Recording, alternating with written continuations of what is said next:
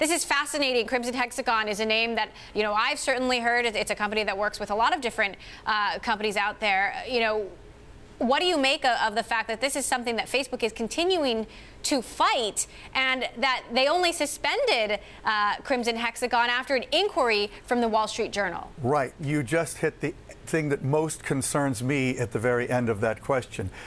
I wrote a piece on Techonomy that just came out today about my concerns about the things that didn't come up in Zuckerberg's interview this week with Kara Swisher of Recode.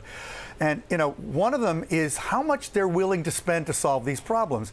If they're waiting for the press to turn up the issues that they need to address, we're not going to address all the issues. I mean, that was also evidenced in a statement they made this week about how they're going to do this new experimental social order application that they're going to test in Sri Lanka and Myanmar. Well, why are they testing it in those two countries? Because those are the two that the New York Times has written about, that there's disasters happening because of Facebook. There's plenty of other countries. They're really just sort of putting out fires that are set by people like us, rather than spending some of their 20+ billion in profits this year alone to get ahead of this stuff.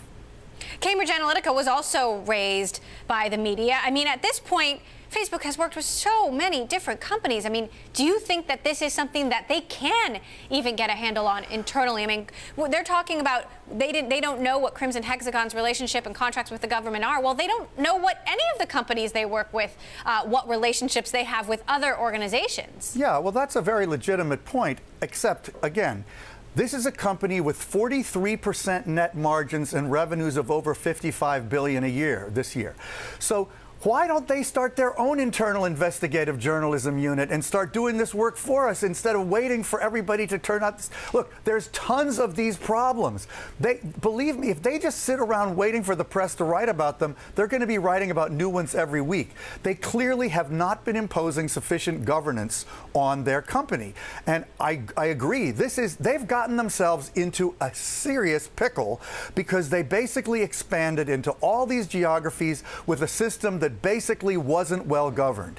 And that is on them, and they need to fix it. Now, it's not going to be cheap or simple or easy to fix. And frankly, in my opinion, investors that keep bidding up its stock need to think about that.